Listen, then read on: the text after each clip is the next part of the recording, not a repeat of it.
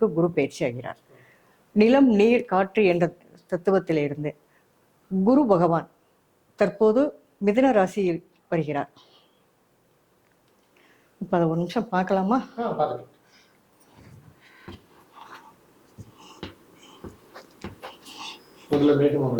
ஆமாங்க சார், மேஷ லக்னம்.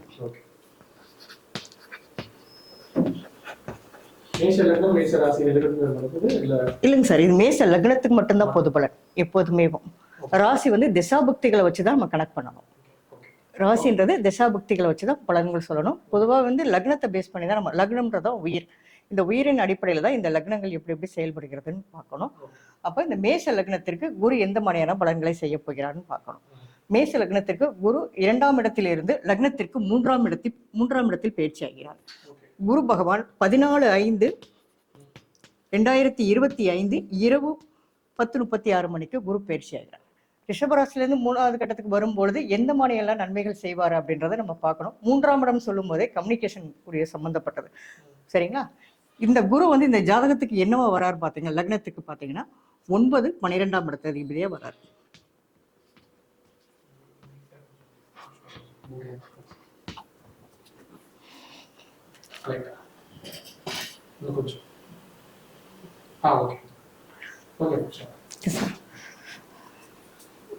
மேஷ லக்னத்திற்கு குரு 9, 12ஆம் இடத்து அதிபதி, லக்னத்திற்கு 3ஆம் இடத்துல 14/5/2025 குரு பகவான் ரிஷப ராசியில இருந்து மிதுன ராசிக்கு பயிற்சி ஆகிறார். மிதுனம் என்றாலே காற்றினுடைய ராசின்னு சொல்லுவோம். இந்த வீட்டிற்குரிய அதிபதி புதன் சார். சரிங்களா? புதன் சொல்லினாலே புதனுடைய அலைன்மெண்ட் எல்லாம் எப்படி இருக்குன்னு உங்களுக்கே தெரியும். புதன் வந்து காற்றின் மூலமாக செயல்படுகிற அத்தனை விஷயங்களையும் புதியதாக தெரிந்து கொள்ளக்கூடிய ஒரு வாய்ப்பு எல்லாமே இருக்கு. 2வது செல்போனை காட்டிலும் இப்போ அட்வான்ஸா என்ன இருக்குது, இப்போ 3G 4G 5G வரைக்கும் இருந்துச்சு. இப்போ அதை விட இன்னும் கொஞ்சம் அட்வான்ஸா வரக்கூடிய வாய்ப்பெல்லாம் நிறைய இந்த உலகத்துல கண்டுபிடிக்கக்கூடிய ஒரு வாய்ப்பு இருக்கு. கண்டுபிடிச்சதை வெளிக்கொண்டு வரக்கூடிய ஒரு வாய்ப்பு எல்லாமே இருக்கு.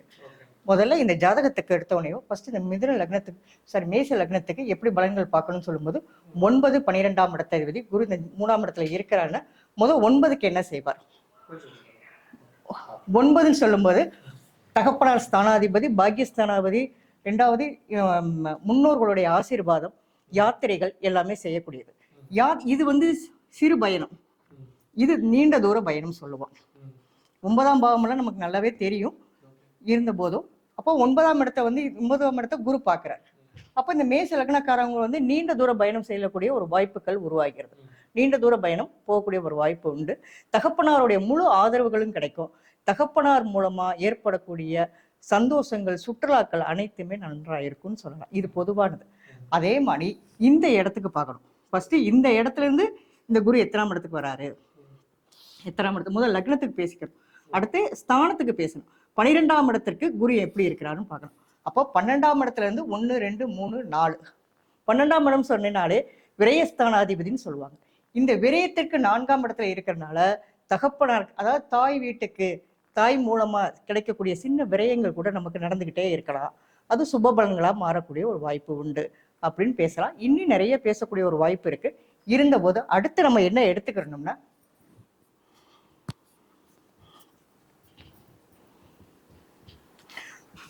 குரு பொதுவாகவே சொல்லுவாங்க, அதாவது முன்னோர்கள் சொல்லி வச்சிருக்கக்கூடியது, குரு வந்து 2, 5, 7, 9, 11ஆம் இட பார்வையாக லக்னத்திற்கு வந்தால் மிக உன்னதமான பலன்களை பெறுவார்கள். சரிங்களா? அப்ப இந்த லக்னத்தை பொறுத்தளவுக்கு, மேஷ லக்னத்தை பொறுத்தளவுக்கு 2ஆம் இடத்துல இருந்து குரு வந்து 3ஆம் இடத்துக்கு வர்றார். 3ஆம் இடத்துல இருக்கும்போது கம்யூனிகேஷன்ல கொஞ்சம் கவனமா இருக்கணும். நல்லதும் இருக்கும், கெட்டதும் இருக்கும். ரொம்ப தெளிவா இருந்து தெரிஞ்சுக்கக்கூடிய ஒரு வாய்ப்பு இருக்கு. இப்ப குரு பாருங்க, இந்த ஜாதகத்தை இந்த பார்வைகள் பாருங்க. குருவனுடைய பொதுவான பார்வைகள் எப்பயுமே நம்ம படிச்சிருக்கோம். 5, 7, 9ஆம் இட பார்வையை பார்க்க, தான் நிற்கக்கூடிய இடத்துல இருந்து இந்த பார்வையை பார்க்கும். அப்ப குரு இந்த இடத்துல இருந்து 5ஆம் இட பார்வை இந்த இடத்தையும், 7ஆம் இட பார்வையாக 9ஆம் இடத்தையும், 7ஆம் இட பார்வை 9ஆம் இடத்தையும், அடுத்து 9ஆம் இட பார்வையாக 11ஆம் இடத்தையும் பார்க்கும். குரு பார்க்கறதுனால என்ன நன்மைகள் வருக்குது அப்படின்னு பொதுவாகவே 7ஆம் இட பார்வையை காட்டிலும் இந்த 5, 11ஆம் இட பார்வை, அதாவது 5ஆம் இட பார்வையும் 9ஆம் இட பார்வையும் முழுமையான பலன்களை செய்வார்கள். 7ஆம் இட பார்வைன்றது பட்டும் படாதவாறு ஒரு சூழ்நிலைகளை உருவாக்கும். இப்ப பார்வையின் அடிப்படையில பலன்களை பார்க்கலாம். குரு 5ஆம் இட பார்வையாக எந்த வீட்டை பார்க்கிறாருன்னா 7ஆம் இட பார்வையாக 7ஆம் இடத்தை பார்க்குது. இது 7ஆம் இடம்ன்றது களத்திர ஸ்தானம். இது வரைக்கும் மேஷ லக்னக்காரர்களுக்கு யாருக்கெல்லாம் திருமணம் நடைபெறலையோ அவங்க எல்லாம் குரு பெயர்ச்சிக்கு அப்புறம் நல்ல பலன்கள் வரக்கூடிய ஒரு வாய்ப்பு உண்டு. அதுலயும் இதுல என்ன நட்சத்திரங்களை குரு வளம் வருகிறான்னு பார்த்தோம்னா மிருகசீடம் போர்டு தெரியுதா சார்? மிருகசீர நட்சத்திரம் 3, 4ஆம் பாதம், அதற்கடுத்து திருவாதிரை 1, 2, 3ஆம் பாதங்கள், அடுத்து புனர்பூச நட்சத்திரம் 1, 2, 3ஆம் பாதங்கள்ல குரு சஞ்சாரம் செய்கிறார். இந்த குரு சஞ்சாரம் செய்யும் பொழுது மிருகசீட நட்சத்திரத்திற்கு, அதாவது மிருகசீடம்னா இந்த இடத்துல நாங்க எடுத்துக்கொள்வது செவ்வாய்க்கு எப்படி இருக்கிறார், அடுத்து ராகுக்கு குரு எப்படி இருக்கிறார், அதற்கடுத்து குருவுக்கு குரு எப்படி இருக்கிறார். சரிங்களா? இப்ப நான் உங்க வீட்டுக்கு வந்துட்டேன். உங்க வீட்டுக்கு வந்தோடனே எனக்கு நட்பா இருந்து நீங்க கவனிப்பீங்களா, பகையா இருந்து எப்படி கவனிப்பீங்க அப்படின்றத நம்ம முதல்ல கெஸ் பண்ணோம். யார் உள்ள என்ட்ராகிறாரு, அந்த என்ட்ராகும் போது புதனுடைய வீடு, புதன் ஆட்சி வீடாக இருந்தாலும் யாருக்கு இடம் கொடுக்கிறார்? குரு பகவானுக்கு இடம் கொடுக்கிறார். அந்த குரு பகவான் யாருன்னு பார்க்கும்போது மேஷ லக்னக்காரருக்கு சுபரா வர 9, 12ஆம் இடத்ததிபதி 3ஆம் இடத்திலே நின்று அவர் அங்கிருந்து 5, 7, 9ஆம் இட பார்வையாக மேஷ லக்னத்திற்கு 5, 9, 11ஆம் இடத்தை பார்ப்பதால் சுப பலன்களை கொடுப்பார். சரிங்களா சார்? அடுத்து பாத்தீங்கன்னா இந்த மேஷ லக்னக்காரங்களுக்கு இது திருமணம் அமையவே இல்லை அப்படின்னு சொல்லியிருப்பாங்க. இந்த வரக்கூடிய குரு பயிற்சியில நல்ல வரன்கள் அமையும். அதுவும் எப்படிப்பட்ட வரன்கள் பாத்தீங்கன்னா, இந்த வீட்டுக்குரிய அதிபதி யாருன்னு பாத்தீங்கன்னா சுக்கிரன். சுக்கிரன்னாலே கலப்பு திருமணம்ன்றது. புதன் காதலுக்கு, அந்த உணர்வுகளுக்கு சம்பந்தப்பட்ட காதல் சம்பந்தப்பட்டது. அப்போ புதனுடைய வீட்டுல இருந்து சுக்கிரன் பார்க்கறதுனால கலப்பு திருமணங்கள் ஏற்பட வாய்ப்பு உண்டு. சரிங்களா? அடுத்து பாத்தீங்கன்னா 9ஆம் இடத்தை குரு பார்க்க, குரு அதாவது 9ஆம் இடத்தை பார்க்கிறார். குரு 7ஆம் இட பார்வையா 9ஆம் இடத்தை பார்க்கறதுனால தகப்பனார் மூலமா ஒரு நன்மைகள் ஏற்படக்கூடிய ஒரு வாய்ப்பு உண்டு. சரிங்களா? அதாவது தகப்பனார் மட்டும் எடுத்துக்க முடியாது, தகப்பனாருடைய உதவிகள். 3ஆம் இடம் என்பது என்னது? கம்யூனிகேஷன், சகோதரஸ்தானம். அதே மாதிரி 3ஆம் இடம் என்பது நம்ம கை. அப்பா எனக்கு ஒரு கைக்கு கையா இருந்தாரு அப்படின்னு சொல்லுவாங்கல்ல, அந்த பலன் இந்த இடத்துல முழுமையா கிடைக்கும். எங்க அப்பா இல்லைன்னா ஒண்ணுமே நடந்திருக்காது அப்படின்னு சொல்லுவாங்க பாருங்க. அது எல்லாமே இந்த மேஷ லக்னக்காரருக்கு குரு பெயர்ச்சிக்கு அப்புறம் மிக உன்னதமான பலன்களை செய்யக்கூடியவராக இருப்பார். அடுத்து பாத்தீங்கன்னா 11ஆம் இடம் சார். இந்த வீட்டுக்குரிய அதிபதி குரு தான். சரிங்களா? ஆனா என்ன பண்றாருன்னு, குரு சுக்கிரன் வீட்டை பாக்குறது காட்டிலும் குரு தன் வீட்டை பார்க்கும்போது என்ன ஆகும், நம்ம அப்பா தானே, நமக்கு செய்யாம எங்க போறாரு அப்படின்னு ஒரு லேசித்தனம் உருவாகும். அப்ப இந்த இடத்துல சின்ன சின்ன கருத்து வேறுபாடுகள் இருந்தாலும் அப்பாவுடைய பேச்சை கேட்கறது ரொம்ப சிறப்பா இருக்கும் மேஷ லக்னக்காரர்களுக்கு. சரிங்க சார். அடுத்து பாத்தீங்கன்னா குரு 9ஆம் இட பார்வையாக லக்னத்திற்கு 11ஆம் இடத்தை பார்க்கிறார். 11ஆம் வீடு என்பது இந்த வீட்டுக்குரிய அதிபதி யாருன்னு பாத்தீங்கன்னா சனி. சனி குரு பயிற்சி ஆகுற வரைக்கும் இங்கதான் இருப்பார். சரிங்களா? அதுக்கு முன்னாடி மைனஸை கொடுத்துட்டு இருந்த சனி குரு பயிற்சிக்கு அப்புறம் இந்த இடத்தையே பார்ப்பார். பார்க்கும்போது மிக உன்னதமான பலன்களை தருவார். 11ஆம் இடம் என்பது மூத்த சகோதர ஸ்தானம். நமக்கு மூத்தவர்கள் ஸ்தானத்தை கொடுக்கக்கூடிய ஒரு வாய்ப்பு இருக்கிறதுனால அவங்க மூலம் சில நன்மைகளும் கிடைக்க வாய்ப்பும் உண்டு. அடுத்து பாத்தீங்கன்னா இப்படி எடுத்து பாருங்க பலன்களை. குரு இங்க பார்த்துட்டார், இந்த இடத்த பாக்குற, இந்த இடத்துக்கு குரு எத்தனாம் வீடா இருக்காரு. சரிங்களா? முதல் இந்த பலன்களை பார்வையின் அடிப்படையில பார்த்தாச்சு. 11ஆம் இடம் என்பது சொத்து சேர்க்கை, போதும் சொல்லக்கூடியது. 4ஆம் இடம் சொத்தா இருந்தாலும் 11ஆம் இடம் அதை சேமித்து வைக்கக்கூடிய ஒரு டேலண்டை உருவாக்கக்கூடிய ஒரு வாய்ப்பு. 11ஆம் இடம் மூத்த சகோதரஸ்தானம் பார்த்துட்டோம்.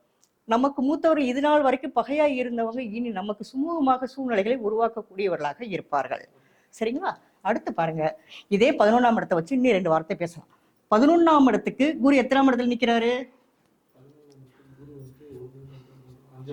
5 தானே? சரியாதான் எண்ணிருக்கீங்களா? அப்ப குரு 11ஆம் இடத்துக்கு 5ஆம் இடத்தை பார்க்கிறார். அப்ப 5ன்றது யாரு? மூத்தவர்களுக்கு இதுவரை புத்திர பாக்கியம் இல்லாமல் இருந்தாலும் புத்திர பாக்கியம் உருவாக ஒரு வாய்ப்பு உண்டு. சரிங்களா? இன்னும் நிறைய எடுக்கலாம். 11க்கு 5ஆம் இடம்ன்றது முன்னோர்களுடைய சொத்து. அதாவது மூத்த அண்ணாறு அக்காரு எல்லாரும் கல்யாணம் பண்ணி கொடுத்துருப்போம்ல, அந்த இடத்துல பூர்வீக சொத்துக்கள் கிடைக்க வாய்ப்பும் உண்டு. இவங்க மூலமா நமக்கு கொஞ்சம் கிடைக்கும் அப்படின்றத நம்ம கணக்கில் எடுக்கலாம். இன்னும் நிறைய பாயிண்ட்ஸ் எடுத்துட்டே போலாம். அடுத்து பாருங்க 9ஆம் இடத்துக்கு குரு எப்படி இருக்கிறாரு. தன்னிடத்துல இருந்து, உங்க வீட்டுல இருந்து என் வீட்டு நம்பர் எவ்வளோன்னு பாக்குறோம். என் வீட்டுல இருந்து உங்க வீட்டு நம்பர் எத்தனைன்னு பாக்குறேன், அவ்வளவுதான் வித்தியாசம். சரியா? ஆமாங்க சார்.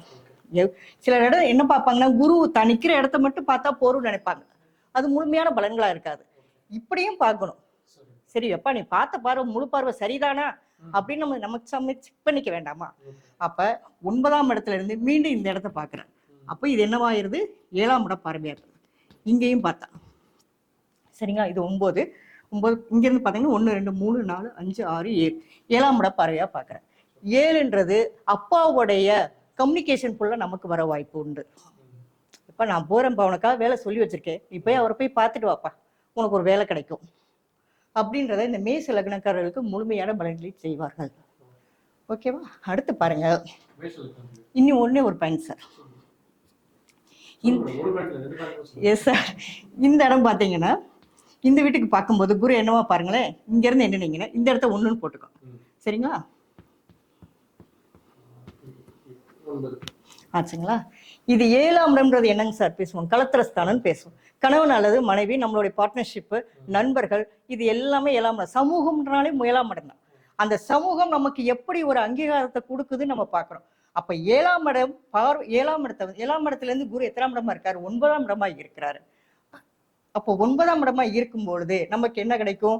முன்னோர்களுடைய சேர்த்து வைத்த சொத்துக்கள் மாமனார் மாமியார் மூலம் கிடைக்க வாய்ப்பு உண்டு. சரிங்களா?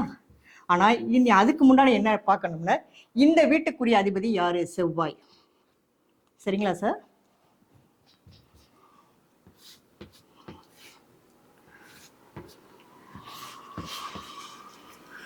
மேச லக்னத்துக்கு வீட்டுக்குரிய அதிபதி செவ்வாய். இந்த வீட்டுக்கு மேசம் விருச்சிகம் இந்த 2 வீட்டுக்குரிய அதிபதி செவ்வாயா வரார். இந்த செவ்வாய் ஜாதக ரீதியாக மேச லக்ன ரீதியாக, அதாவது மேச லக்ன ரீதியாக எந்தெந்த வீட்டுல எல்லாம் வந்த சிறப்புன்னு பாத்தீங்கன்னா, விருச்சிகத்திலையும் துலாத்திலையும் தனுசு வீட்லையும் சிம்ம வீட்லையும் வரும்பொழுது மிகுந்த பலன்களை அள்ளி கொடுப்பார். அதில் எந்த மாற்றமும் கிடையாது.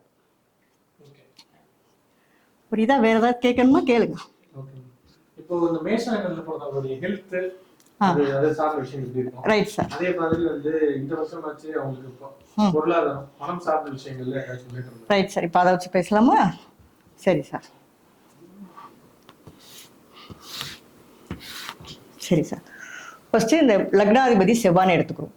இந்த செவ்வாய் வந்து எந்த வீட்டுல நிக்கிறாருன்னு பார்க்கணும். ஆனா அதுக்கு முன்னாடி கிட்டத்தட்ட வந்து ஒரு 505 பேர் பார்த்துட்டு இருக்கீங்க. எல்லாரும் வீடியோ லைக் பண்ணிட்டு பாருங்க. 9 லைக் தான் வந்திருக்கு. வீடியோ நடுவில் டபுள் டேப் பண்ணி லைக் பண்ணிட்டு அப்படியே பாருங்க. உங்களுக்கு ஏதாச்சும் டவுட்ஸ் இருந்துச்சு அப்படின்னா மேடம்கோட நம்பர் நான் டிஸ்கிரிப்ஷன்ல கொடுத்துருக்கேன், சாட்ல பின் பண்ணிருக்கேன். அந்த நம்பருக்கு நீங்க கால் பண்ணி இப்போ நீங்க டவுட்ஸ் வந்து டைரக்டா கால் பண்ணி பேசலாம், கேட்கலாம். அதே போல வந்து சாட்லயும் பதிவு பண்ணுங்க. இப்போ வந்து நம்ம மேஷ லக்னத்துக்கு பார்த்துட்டு இருக்கோம். இதுக்கப்புறம் தான் ரிஷபம், மிதுனம், சிம்மம், கடகம் எல்லா லக்னம் பார்க்க போறோம். ஸோ மேஷ லக்னக்காரர்கள் எத்தனை பேர் இருக்கீங்க கமெண்ட் பண்ணுங்க. Okay okay sir. இப்ப இந்த வீட்டுக்குரிய அதிபதி செவ்வாய். இந்த செவ்வாய் கோச்சார குருவுக்கு ஃபர்ஸ்ட் எடுத்தோன்னே எல்லாரும் ஜோசியத்தை நல்லா தெரிஞ்சுக்கிறத விட நாம நம்மளுடைய ஜாதகத்தை நல்லா ஆய்வு பண்ணிக்கிட்டோம்னா நம்ம எங்கேயும் போக வேண்டிய அவசியம் கிடையாது. அப்ப இந்த லக்னாதிபதி இந்த வீட்டுக்குரிய அதிபதி ஹவுஸ் ஓனர் சொல்லுவோம். எங்க வீட்டு ஹவுஸ் ஓனர் எங்க இருக்காருன்னு தெரியணும்பா அப்படின்னு நம்ம அவரை பார்த்துதான் நம்ம வீட்டு வாடகை கொடுக்க போறோம். அப்போ அந்த வீட்டுக்குரிய ஹவுஸ் ஓனர் யாரு? செவ்வாய். இந்த செவ்வாய் எந்த இடத்துல இருந்தா நல்லதுன்னு பாத்தீங்கன்னா, குரு நிக்கிற வீட்டுக்கு ஃபர்ஸ்ட் எடுத்தோடனே 5 9ஆம் இடங்களை இருந்தா சிறப்பான பலன்களை செய்வார். போர்டு தெரியுதா sir? Yes sir. Yes sir. ஒரே நிமிஷம்.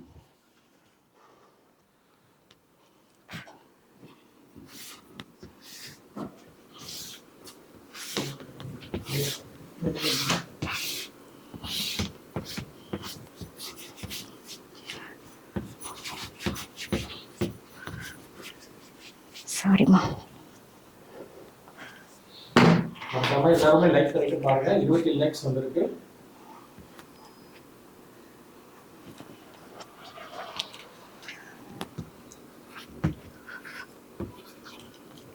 நிறைய பார்வைகள் போட்டோம்னா இது கட்டமே சார் தெரியுதா? தெரியல. கரெக்டா நல்லா தெளிவா தெரியுதா சார்?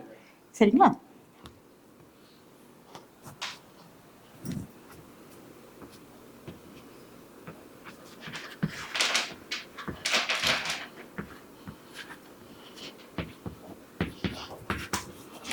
குருவின் பார்வையாக சொல்லப்பட்டது தான் நிக்கிற இடத்துல இருந்து 5, 7, 9ஆம் இடம் பார்வை.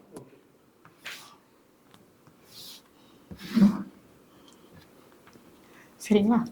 இந்த வீட்டுக்குரிய ஃபர்ஸ்ட் எடுத்தோடனே நான் நல்லா இருக்கேனா, என்னுடைய சிந்தனை செயல்கள் எல்லாமே சிறப்பா இருக்குதா, ஏன்பா இவ்வளவு லேசியா இருக்கீங்க அப்படின்னு கேட்பாங்க. அப்ப அந்த லேசித்தனத்துக்கு யாரும் முதல்ல என்னை நான் வலுப்படுத்திக் கொள்ள வேண்டும். அப்ப நான் எப்படி இருக்கணும், எப்பயுமே நல்லா தான் இருக்கணும். இருந்தாலும் அந்த செவ்வாய் எப்படி இருக்குன்றது அவரவர் ஜாதகத்துல முழுமையா தெரிஞ்சுக்கிறது ரொம்ப சிறப்பு. இன்னைக்கு நான் பொதுவான பலன்கள் மட்டும் மேஷ லக்னத்துக்கு பேசுறேன், நீங்க கவனிச்சுக்கோங்க. இப்ப இந்த ஜாதகத்துக்குரிய அதிபதி, இந்த லக்னாதிபதி வந்து செவ்வாய். இந்த செவ்வாய் ஜாதக ரீதியாக குரு நிக்கிற வீட்டுக்கு, நிக்கிற வீடுனா இந்த இடத்துல மிதுனத்துல இருந்து ஒண்ணு இந்த வீட்லயோ 1, 2, 3, 4, 5 இந்த வீட்லயோ, இதை வந்து 5ஆம்னு சொல்லுவோம். 5, 6, 7, 8, 9 இந்த இடத்துல, அதாவது குருவுக்கு 9ஆம் இடத்துல. சரிங்களா? இந்த இடத்துல வரும்போது மிக உன்னதமான பலன்களை செய்வார். நம்மளை அறியாமலே நம்மளுடைய ஆக்டிவேஷன் ரொம்ப நல்லா இருக்கும். என்னப்பா இப்படி இருந்து இன்னைக்கு இப்படி இருக்கிறேப்பா, பரவாயில்லையே அப்படின்னு சொல்லுவாங்க. அப்ப இந்த 5, 9ஆம் இடங்கள்ல வரும்போது 100% நல்லா இருப்பாங்க.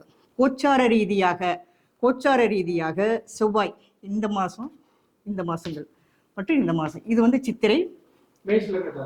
ஆமாங்க சார், சித்திரை, வைகாசி, இது ஆனி, ஆடி, ஆவணி, புரட்டாசி, ஐப்பசி, கார்த்திகை, மார்கழி, தை, மாசி, பங்குனி.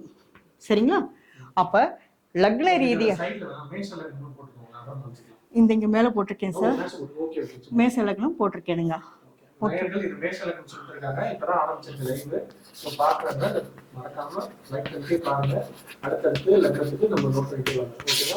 இந்த சுபர் பாபர் மார்காதிபதி எல்லாம் அது இருக்கட்டும், ஒவ்வொரு ஜாதக ரீதியாக நம்ம அப்புறம் பார்த்துக்கலாம், சரிங்களா?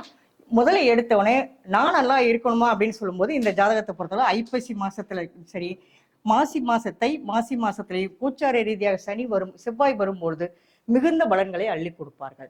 நானா இவ்வளவு வேலை செஞ்சேன், என்னுடைய டேலண்டா இப்படி அப்படின்றத எடுத்து சொல்லக்கூடிய ஒரு வாய்ப்பு 100% இருக்கு. அதற்கடுத்து பார்த்தீங்கன்னா இதே லக்னாதிபதி குரு வீட்டுக்கு, சரிங்களா, குரு நின்ற வீட்டுக்கு எப்பயுமே எடுக்கணும். குரு நின்ற வீட்டுக்கு 1, 4, 7, 10, அதாவது இதை வந்து கேந்திரஸ்தானம் சொல்லுவோம். சரிங்களா? இந்த கேந்திர ஸ்தானத்துல இருக்கும்போது எவ்வளவு பலன்களை செய்வார்ன்றதை நம்ம பார்க்கணும். அப்ப குரு இங்க நிக்கிறாருன்னா இந்த இடத்துல, சரிங்களா, கேந்திரம்னா 1, 4, 7, 7க்கு அடுத்து 10. சரிங்களா? அப்ப இந்த இடங்கள்ல வரும்பொழுது, செவ்வாய் வரும்பொழுது இன்னும் இவருடைய ஆதிக்கம் அதிகமாக இருந்தாலும் சற்று நிதானமாக செயல்பட வேண்டும். ஏன்னா இது வந்து உபய வீட்டுல இருக்கும்போது கொஞ்சம் ஆக்சிலேஷன் மைண்டும் இருக்கும். யாரை நம்பணும், யாரை நம்பக்கூடாது. ஏன்னா செவ்வாயினுடைய ஆதிக்கமே பிடிச்ச பிடிவாதம், சுறுசுறுப்பு, எதுலையும் தன்னை முன்னிலைப்படுத்தக்கூடிய ஒரு திறமை படைத்தவர்கள் வந்து செவ்வாய். சரிங்க. அடுத்து இவங்களுடைய ஹெல்த் இது பேசியாச்சு. 2வது பணவரவு ஸ்தானம் சொல்லும் போது இந்த வீட்டுக்குரிய அதிபதி சுக்கிரனா வர. இந்த சுக்கிரனும் ஜாதக ரீதியாக, கோச்சார ரீதியாக ஒரு ஜாதகத்துல இதே மாதிரிதான் 1, 5, அதாவது 1, 5, 9ஆம் இடத்துலயோ சுக்கிரன் கோச்சார ரீதியாக வலம் வரும்போது மிக உன்னதமான பலன்களை செய்வார்கள். 2ஆம் இடத்தை அதிபதி மறையக்கூடாது. 12ஆம் இடத்துக்கு மறைஞ்சோம்னா சுப விரயமாயிரம், அசட்டா மாறிடக்கூடிய ஒரு வாய்ப்பு உண்டு. ரொம்ப விரயம் செய்ய மாட்டாங்க, ஆனா யோசிக்காம செலவு செய்திருவாங்க. யாருக்கு செய்யறாங்க, எப்படி செய்யறாங்கன்றது தெரியாம செய்யறதுதான் ரொம்ப தப்பா போகும். சரியா? அடுத்து வேற என்ன கேக்குறீங்க? 3ஆம் இடம் சகோதர ஸ்தானத்தை பத்தி கேட்கலாம், தைரியஸ்தானத்தை பத்தி கேட்கலாம். அப்ப 3ஆம் இடத்திலே குரு இருக்கிறனால, காலப்புருஷ தத்துவத்துக்கு 3ஆம் இடத்துல இருக்கிறனால தலை, முகம், இந்த இடத்துல பார்த்தீங்கன்னா தலை, இது இருந்து முகம், இது வந்து கழுத்து கீழே வரக்கூடியது. அப்ப இந்த இடம் வரும்போது ஷோல்டர் சம்பந்தப்பட்ட, அப்ப கழுத்து சம்பந்தப்பட்ட பாதிப்புகளும் ஷோல்டர் சம்பந்தப்பட்ட பாதிப்புகளும் கொஞ்சம் வரும். கவனமா இருங்க. என்னப்பா கை மாத்தலை எவ்வளவு கொடுத்தீங்க? அப்ப இந்த கைன்னு சொல்லக்கூடிய இடம் தான் 3ஆம் இடம், ஷோல்டர் சம்பந்தப்பட்ட இடம். அப்ப இந்த கை மாத்தலை வாங்குறது, கொடுக்கல் வாங்கல கொஞ்சம் கவனமா இருக்கணும். ஏன்னா இது 3ஆம் இடத்துக்கு 12ஆம் இடம். 12ஆம் இடம்ன்றது வாக்கு. நான் தெரியாம வாக்கு கொடுத்துட்டேன்ப்பா, அவன்கிட்ட மாட்டிட்டு முடிக்கிறேன்ப்பா அப்படின்னு சொல்லக்கூடிய இடம் தான் இந்த 12ஆம் இடம். சற்று கவனமா இருங்க. சரியா? அடுத்து பாருங்க 4ஆம் இடம் வீடு வண்டி வாங்கின ஸ்தானம் சொல்லுவாங்க. 4ஆம் இடம் சுகஸ்தானம் சொல்லுவோம். 4ஆம் இடம் தாயார் ஸ்தானாதிபதினு சொல்லுவோம். சரியா? என்னப்பா உனக்கு என்னப்பா உங்க அம்மா வீடு இருக்கு, உனக்கு என்னப்பா சுகம் இருக்கு, சொத்து இருக்கு, உனக்கு என்ன இத்தனை வண்டி இருக்கு, இது எல்லாமே சொல்லுவாங்க. அப்ப 4ஆம் வீட்டுக்குரிய குருவுக்கும் மற்றும் லக்னத்திற்கும் வலுப்பற்று விட்டால் எல்லாமே சிறப்பாக நடக்குங்க. மற்றபடி எதுவுமே கிடையாது. ஏன்னா 4ஆம் இடத்துக்கு குரு என்னவா மாறுகிறார்? 12ஆம் இடமா இருக்கார். சொத்தை விரயம் பண்ணியாது அதாவது கடன் வாங்கியாவது ஒரு வண்டி வாங்குறது, ஒரு பொருள் வாங்குறது, இடம் வாங்குறது, வீடு கட்டுறது, இது எல்லாமே உங்களுக்கு பேங்க் மூலமா கிடைக்கக்கூடிய ஒரு வாய்ப்பு. லோன் கிடைக்கும், பிரைவேட் பேங்க் லோனும் கிடைக்கும். ஏன்னா புதன் என்றது யாரு? பத்திரப்பதிவு. சரிங்களா? பத்திரப்பதிவு ஆவணங்கள் வலுவா வச்சுக்கிறோம். இந்த புதன் லக்னத்திற்கும் சரி குருவுக்கும் சரி வலுப்பற்று விட்டால் பத்திரப்பதிவு நம்ம டாக்குமெண்ட்ஸ் எல்லாமே பத்திரமா வச்சிருந்து ஒரு இடத்த வாங்கலாம், லோன் போட்டு கார் வாங்கலாம், லோன் போட்டு வீடு வாங்கலாம், எல்லாமே வாங்கக்கூடிய தன்மை எல்லாமே இருக்கு. குரு பகவான் அனைத்து மக்களுக்கும் நன்மையை தான் செய்வார். எப்படி செய்வார், நாம எப்படி பயன்படுத்திக்கிறோன்றது நம்மளுடைய சுதி புத்தியில தான் இருக்குது. அதை மறக்காம பயன்படுத்திக்கிட்டே வாங்க. சரியா? அடுத்து பாருங்க 5ஆம் இடம். 5ஆம் இடம் சொல்லக்கூடியது பூர்வ புண்ணியஸ்தானம், புத்திரஸ்தானம் சொல்லுவாங்க, குலதெய்வஸ்தானம் சொல்லுவாங்க. இந்த வீட்டுக்குரிய அதிபதி சூரியனா இருந்தாலோ, சூரியன் சொல்லிட்டாங்கன்னா ஆண் குழந்தை, அதாவது ஆண் குழந்தைன்னு சொல்லுவாங்க. அதே மாதிரி குலதெய்வம் ஆனான்னு கேட்பாங்க. அவ்வளவுதான், வேற ஒண்ணுமே கிடையாது. இந்த சூரியன் அதாவது குலதெய்வம் ஆணாமா இருக்கணும், ஆண் தான் குலதெய்வம்பாங்க. இந்த குலதெய்வத்துக்குரிய சூரியன் லக்னத்திற்கு 8, 12ஆம் இடங்களை மறைஞ்சிருதுன்னு குலதெய்வம் மறைஞ்சிருச்சுன்னு சொல்லுவாங்க. சரியா? ஆனா என்ன சாரத்துல மறைகிறார் அடிப்படையில தான் இந்த குலதெய்வம் என்ன தெய்வம், ஆண் இருக்கா பெண் இருக்கா காவல் தெய்வம் இருக்கான்னு தெரிஞ்சுக்கலாம். சரியா? இந்த புத்திரஸ்தானாதிபதிய மேச லக்னக்காரங்களுக்கு இது வரைக்கும் குழந்தை பிறக்கல அப்படின்னா இந்த வீட்டுக்குரிய அதிபதி யாரு? சூரியன். சூரியன் இந்தந்த மாதங்களை குருவினுடைய பார்வைகளை வரும்பொழுது புத்திரர் வந்து கரு உற்பத்தியாக ஒரு வாய்ப்பு உண்டு. புரியுதா? வேற என்ன கேக்குறீங்க? 6ஆம் பாவத்தை பத்தி பேசணுமா? உங்களுக்கு ஏதாவது சந்தேகம் இருந்தா கமெண்ட் பண்ணுங்க. உங்களுக்கு என்ன லக்னம் இருந்தா கமெண்ட் பண்ணுங்க. டவுட்ஸ் ஏதாச்சும் இருந்தா மேடம் அதே நம்பருக்கு நீங்க கால் பண்ணி பேசலாம். ஒரு லக்னம் முடியும் போது நம்ம கால் எடுக்கலாம். ஓகேங்களா? சரி. Okay sir. இப்போ 6ஆம் இடம் சொல்லுவாங்க, வேலை வாய்ப்புகளை பத்தி பேசுவோம். சரியா? 6ஆம் இடம் என்பது புதன். இந்த வீட்டுக்குரிய ஸ்தானாதிபதி புதன். இந்த கோச்சார ரீதியாக வணக்கம் மேடம். வணக்கம் மேடம். நீங்க மேஷ லக்னத்தை பத்தி பேசிட்டு இருக்கீங்க. ஆமாங்க. மேஷ லக்னக்காரர்களுக்கு இப்ப தொழில் வாய்ப்பு தொடங்கினா அந்த வாய்ப்பு எப்படி இருக்கும்? அவங்க நல்லபடியா கை கூடுமா? Yes ma'am. Okay ma'am. உங்க பேர் என்னம்மா? எங்க இருந்து பேசுறீங்க? நான் சென்னையில இருந்து பேசுறேன். நல்லதுமா. தொழில்ன்றது எந்த ஸ்தானம்னு பாத்தீங்கன்னா 10ஆம் இடம். சரிங்களா?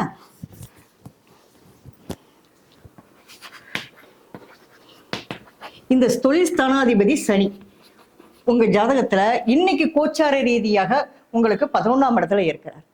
இந்த 11ஆம் இடத்துல இருக்கிறதுனால குரு 14/5/2025 குரு பயிற்சி ஆகும்போது இந்த இடத்த பார்ப்பார், தொழில் ஸ்தானத்தை பார்ப்பார். சரியா? அதனால சின்ன சின்ன தொழில்கள், விட்டு போன தொழில்கள், அதாவது டாக்குமெண்ட்டுக்கு பத்திரப்பதிவுகள் ஏதோ பிரச்சனையான தீர்வுகள் எல்லாமே உங்க 14/5க்கு அப்புறம் முழுமையான தீர்வுகள் வரலாம். சின்ன தொழில்களும் ஆரம்பிக்கலாம். தொழில அதிகப்படியான முதலீடு போடாதீங்க, அவசரப்படாதீங்க. ஏன்னா லக்னம் நல்லா 3ஆம் இடத்துல இருக்கிறான்னா ஆகோ ஓகோன்னு கொடுப்பாருன்னு இருக்கும். இருந்தாலும் எதை செய்வார், எதை செய்ய மாட்டார், எதை காலதாமதப்படுத்துவார்ன்றது நாம சிந்திக்க கற்றுக்கொள்ள வேண்டும். செவ்வாயை பொறுத்த அளவுக்கு. ஏன்னா இந்த வீட்டுக்குரிய அதிபதி செவ்வாய். தொழில் ஸ்தானாதிபதி என்றாலே சனி. இந்த சனி உங்கள் ஜாதக ரீதியாக வலுப்பற்று இருந்தாலே உன்னதமான தொழில் நடைபெறும் மேடம். சரியா? அடுத்து பாத்தீங்கன்னா ஒருத்தருக்கு வந்து வேலை, கவர்மெண்ட் வேலை கிடைக்குமா கிடைக்காதா, இல்ல 6ஆம் இடம் ருண ரோகஸ்தானம் எப்படி இருக்கு, கடன் பெற்றிருக்கேன், இது வரைக்கும் நான் கடன் பெற்றிருக்கேன், இதுல ஏதாவது நான் அடைக்க முடியுமா, குரு பார்க்க மாட்டாரா, புத்திர பாக்கியம் கிடைக்காதா, கல்யாணம் நடக்காதா, இப்படி எல்லாம் ஒவ்வொரு வருஷமும் குரு பேச்சியை போய் நம்ம முழு பலன்களையும் தெரிஞ்சுக்கணும். நம்ம ஆக்கப்பூர்வமா தெரிஞ்சுக்கிட்டோம்னா இன்னும் சிறப்பா இருக்க வாய்ப்பும் உண்டு. வணக்கம் மேடம். நான் கரூர்ல ரேவதி பேசுறேன். சொல்லுங்க மேடம். என்னுடைய பையனுக்கு இன்னும் மேரேஜ் ஆகல. அவன் மேஷ ராசி மேஷ லக்னம் தான். சரிங்கம்மா. அவனுக்கு கல்யாணம் எப்படி நடக்கும், உங்களுக்கு எப்படி அமையும் தெரிஞ்சுக்கலாம் மேடம். ஓகேம்மா. உங்க பையனுக்கு என்ன வயசாகுது? 27 வயசு. ஓகேம்மா. வயசு வந்து 27 ஆகுது. சரியா? ஒற்றைப்படை தான். அப்ப திருமணம் இந்த வருஷத்துக்குள்ள திருமண பாக்கியம் உண்டு. சரியா? அதே மாதிரி இந்த ஜாதகத்தை பொறுத்தளவு குரு வந்து 7ஆம் இடத்தையே பார்க்கிறார், களத்திர ஸ்தானத்தையே பார்க்கிறார்.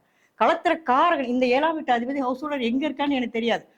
அவங்க பையனுடைய ஜாதகத்தை பார்த்தாதான் தெரியும். அப்ப களத்திர ஸ்தானாதிபதி சுக்கிரன் குரு நின்ற வீட்டிற்கு சுப வீடுகள்ல இருந்துட்டா விரைவில் திருமணம் நடைபெற வாய்ப்பு உண்டு. ஏமா உங்க பையன் யாரையும் லவ் பண்றாப்லையான்னு கேட்டுக்கோங்கம்மா.